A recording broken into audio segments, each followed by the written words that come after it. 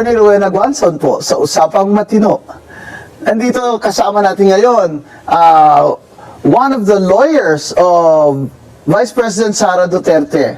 At mapapaliwanag niya sa atin ang sino ba tong si Madriaga na ito at napakasikat itong na para bang kung pakwentuhin mo itong mga kalaban ni VP Sara, ito na talaga ang smoking gun. Ito na talaga ang pinaka witness nila para sa impeachment campaign nila. Kaya andito po ngayon, kasama natin ang, bago ko lang ito nakilala, pero anak ito na aking friend. Welcome, Attorney Salvador Panelo Jr. Yes, Salvador Paulo Panelo Jr. So, Attorney Paulo, Yes. welcome. Thank you for the invitation and thank you for having me. It's a privilege to be here with you.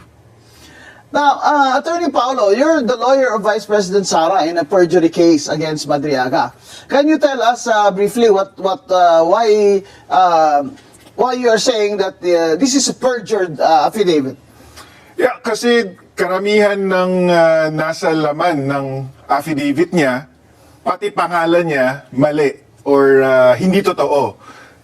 Sabi niya kasi dito na nagtatrabaho siya for VP Sara, simula pa lang nung mayor siya ng Davao City, hanggang sa naging kasama daw siya sa PSG at sa VP SPG na nagproprotekta dati noon kay PRRD, pati kay VP Sara.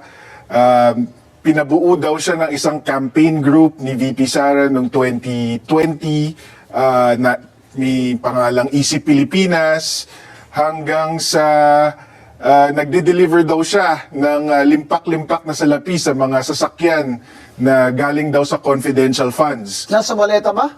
Nasa sasakyan daw po. Wala po sa maleta. Ibang style. Pero itong si Madriaga, did he ever work in any way, directly or indirectly, with Vice President Sara in Davao? Hindi po.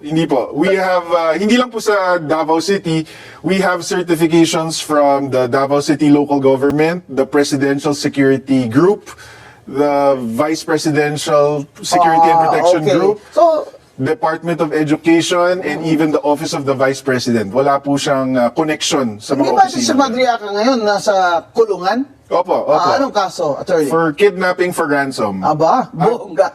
Bongga pala ang kaso nito Madriaga. At sinasabi nilang siya ang pinaka-credible witness against VP Sara. Wala na ba kayong ibang makuhang witness dyan na hindi naman kidnapping for ransom? In fact, Attorney Guanzon, sabi nga ng PNP, nung inaresto siya noong 2023, ang description sa kanya is siya ang leader ng Madriaga Kidnap for Ransom Group, which is one of the most dangerous criminal syndicates in recent history. That was the description of the PNP. Wow, and that's in official PNP documents. Well, it was reported. It was reported as coming from the PNP. Yun. Nagtataka ko, yung storya niya, pilit na pilit nilang pinagdidikit na may na inutusan siya. Okay?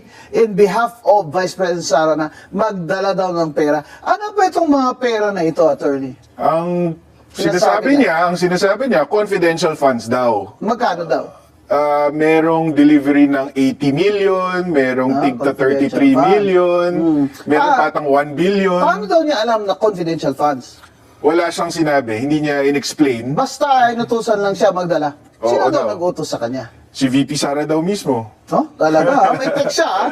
Di kagaya ni Yusek Bersamin, may text sila ni Bongbong. Oo, di ba? Bongga, ito, walang text. Attorney. Wala. So far, yung affidavit niya mismo, wala talagang substantiation, walang nakadikit na any evidence. O, saan daw niya kinuha yung pera? Well, sinabi niya, inabot daw sa kanya ni Colonel Dante La Chica, na dating OVP Security Officer. At Bakit daw sa kanya inabot? dahil parte nga daw siya ng grupo. Pero meron tayong testimony from Colonel Dante La Chica na hindi niya man kilala tong si Madriaga. At saan daw niya deliver at kanino? Kung kani-kanino, meron daw sa parking lot ng Mega Mall, meron sa Ombudsman parking lot, meron sa isang mayor in Laguna na hindi naman pinangalanan, meron sa Novaliches, sa Santiago family. pero walang mga detalye, 'di ba? At yung mga detalye na binigay niya, kunyari, meron siyang sinabi, dineliver niya sa Mega Mall parking lot. Tapos white Vios daw na may 80 million ng laman.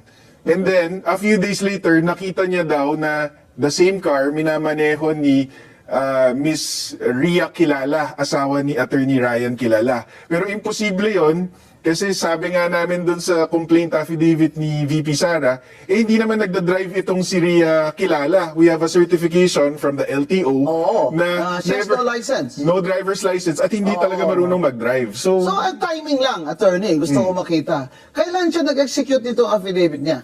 November 29, 2025. Simula na noon, ang first impeachment, di ba? Meron na. Tapos na. Voided na ang first Oo, impeachment. tapos na. Tapos, at saka siya ngayon sa November siya. Bakit daw ngayon lang siya nag-affidavit niyan?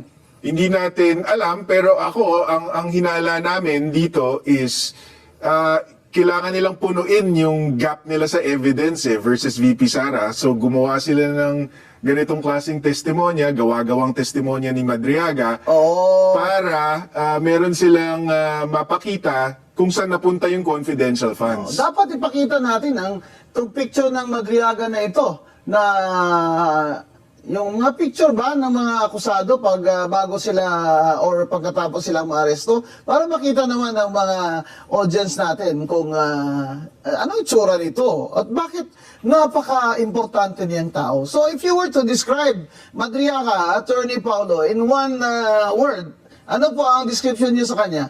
Huwad, sinungaling. Yun ang bod nun, talagang. At saka Attorney Gonzon, hulog ng langit kung tutuusin. Bakit? Sa amin sa defense, kasi kung yan ang star witness ng mga impeachment complainants, lagot sila. Kasi halatang halata na politically motivated yung impeachment complaints kung ang star witness nila napakasinungaling at basag na basag sa at nasa kulungan. ebidensya. Nasa kulungan pa. Ang magandang tanong dun, sino kaya nakahanap dito sa kay Madriaga na para sut-sutin ito na mag-affidavit? Sa palagay mo? Wala kaming ebidensya dito, Attorney Bing, pero halata sa amin, pag binasa mo yung Madriaga affidavit, na si former Senator Trillanes ang posibleng behind dito kay Madriaga. Bakit? Kasi doon sa Madriaga affidavit, kasama na dito lahat ng greatest hits ni Senator Trillanes versus the Dutertes. Merong allegation dito na nakakatanggap daw sila ng pogo money. Merong allegation na nakakatanggap sila ng drug money. Sinama niya pa dito yung magnetic lifters, ng customs issue, tapos pati itong confidential funds.